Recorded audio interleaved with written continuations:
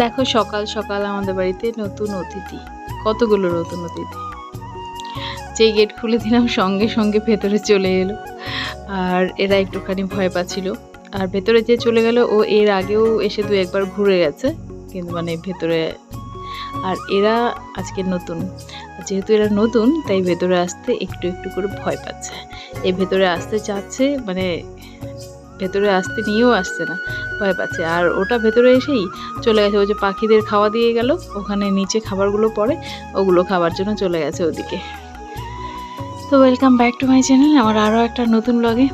আর আজকে হলো রবিবার সকাল থেকে আমি আমার ব্লগটা শুরু করলাম। ও চলে গেল দোকান আর আমি তোমাদের সঙ্গে ব্যস্ত হয়ে গেলাম।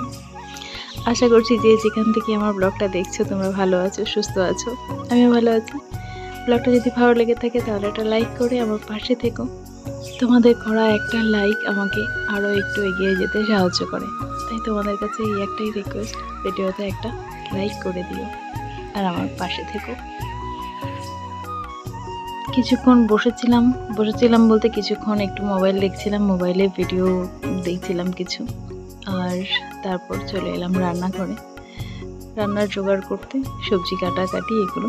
দি ভাই ওদিকে সকালের খাবারের ব্যবস্থা করছে আর আমি দুপুরের সবজি কাটতে বসে গেলাম, কারণ আজকে দুপুরবেলা লতি করব আর লতি কাটতে অনেকটাই টাইম লাগে, তাই লতি কাটতে বসলাম। আর এদিকে আম ছিল, পাশের বাড়ি থেকে আম দিয়েছিল, আমটা দিয়ে চাটনি হবে, তাই আমটা ছুলে দিচ্ছি, চাটনিটা আগে করে নেব। আর আমটা বেশ ভালো ছিল, পাশের বাড়ি থেকে দিয়েছে।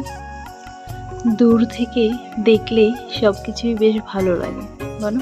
কাছে গেলে কেমন যেন হয়ে যায়। যেমন দেখো, দূর থেকে আমরা চাঁদ দেখি, কত সুন্দর। আর ছোটবেলা থেকে ওটাই জেনে আসছি যে চাঁদ কত সুন্দর।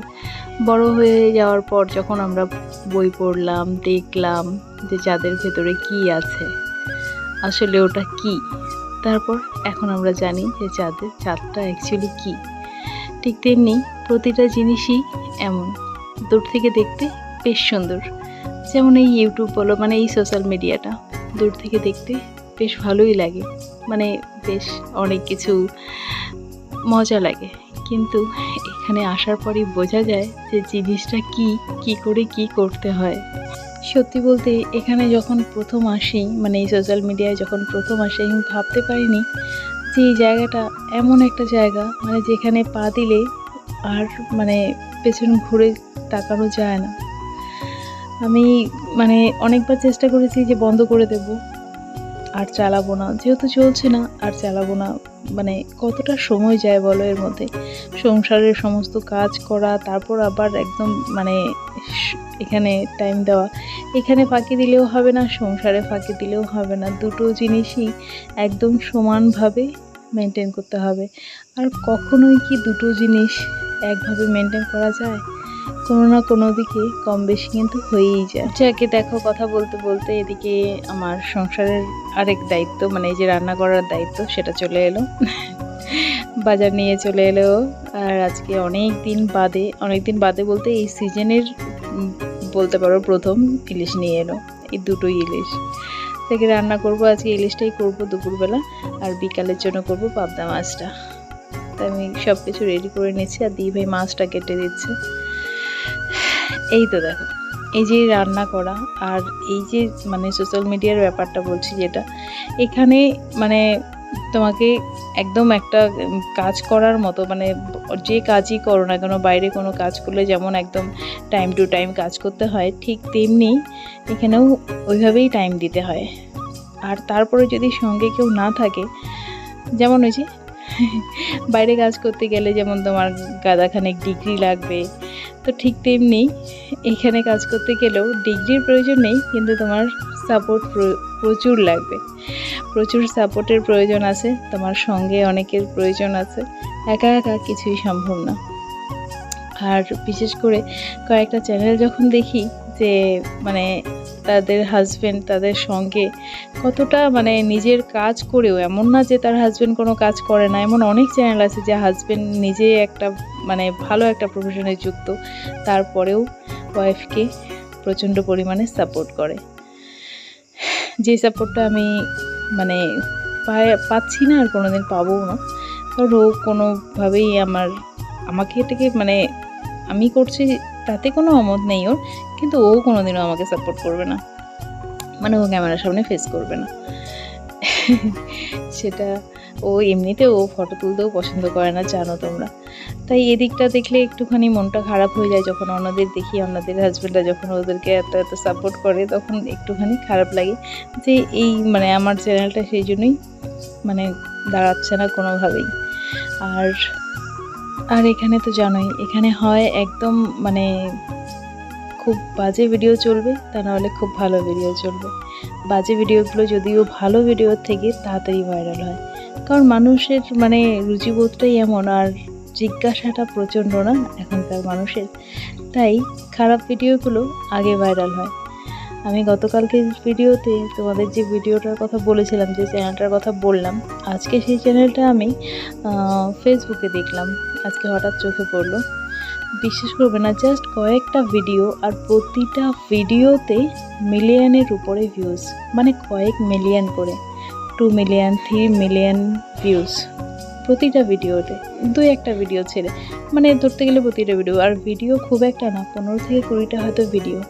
তাহলে দেখো খারাপ জিনিসটাকে শুধু মানে কতটা প্রমোট করা হয়। আর যারা, আমি আমার কথা বলছি না, এমন অনেক চ্যানেল আছে, এমন যেমন কালকে একটা মেয়েকে দেখলাম, মেয়েটার হাত নেই, অথচ তার ভিডিওতে না ভিউজ আছে না লাইক আছে, মানে আছে সামান্য পরিমাণ, আর ওদের ভিডিওগুলো দেখো মিলিয়ন মিলিয়ন ভিউজ। তাহলে যার প্রয়োজন সে পায় না, আর যার প্রয়োজন নেই মানে কি বলবো, তখন খুব মানে ওগুলো দেখলেও আমার খুব খারাপ লাগে যে এই মেয়েটার হাত নেই, তারপরেও মেয়েটা এত পরিশ্রম করে যাচ্ছে, তারপরেও দেখো ওর ভিডিওগুলো সেভাবে ভাইরাল হচ্ছে না, ওটা দেখেও আমার খুব খারাপ লেগেছে। আর দেখো কথা বলতে বলতে এদিকে আমার রান্নাও কিন্তু অনেকটাই এগিয়ে আসছে। এখান থেকে সর্ষে বেটে নিলাম, আর মিক্সি ছাড়া আমি কত সুন্দর করে সর্ষে বাটলাম। দেখো মিক্সিতে সর্ষে বাটা রান্না ভালো লাগে না, আমি শিলনোড়ায় করি, দারুণ হয়। আজকে প্রচণ্ড গরম পড়েছিল, প্রচণ্ড, মানে আমি রান্নাঘরে একদম থাকতে পারছিলাম না, বারবার ফ্যানের নিচে আসছিলাম, বারবার চোখে মুখে জল দিচ্ছিলাম। আর এখানেও চোখে মুখে জল দিয়ে আর কল থেকে ঠান্ডা জল নিয়ে এসে বসলাম। আর এদিকে ও একটু ঘুমাচ্ছে, দেখো ঘুমাচ্ছে, আমি একটু ফ্যানের নিচে বসলাম।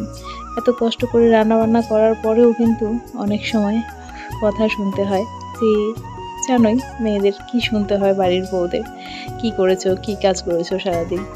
যাকে সবসময় বলি না, আজকে একটু বললাম, কারণ রান্না এত কষ্ট করে করার পরেও অনেক সময় শুনতে হয় রান্না ভালো হয়নি, এই হয়নি, সেই হয়নি, কিন্তু রান্না করতে যে মানে এত গরমের মধ্যে কি যে অনুভূতিটা হয়, ভীষণ রাগ ওঠে, তখন মনে হয় ইস কি আর করবো। যাকে এদিকে কুকারটা থেকে দেখো মাছটা নামিয়ে নিলাম, ভাপটা ছিল কিছুক্ষণ, তারপর খুলে নিলাম, আর একটুখানি কিন্তু। আর আমার ছোটো কুকার এই একটাই ব্যবহার করি, ছোটো কুকার আছে কিন্তু এটাই ব্যবহার করি। সঙ্গে সঙ্গে খোলা না, একদম ভাপটা বেরোচ্ছিলো ভেতর থেকে, দারুণ হয়েছিল। আর মাছটাও আজকে খুব ভালো ছিল, মাছটা দেখতে ছোট ছিল কিন্তু খুব ভালো ছিল মাছটা, দারুণ হয়েছিল। সর্ষে বাটা ইলিশটা একদম ঝাল নুন সব কিছু একদম ঠিকঠাক ছিল। যাকে কি বলতো, বাইরের কাজটাকেই সবাই কাজ বলে মনে করে, ঘরের এই কাজগুলোকে কেউ কাজ বলেই মনে করে না, এটাই হলো সব থেকে বড় রোগ।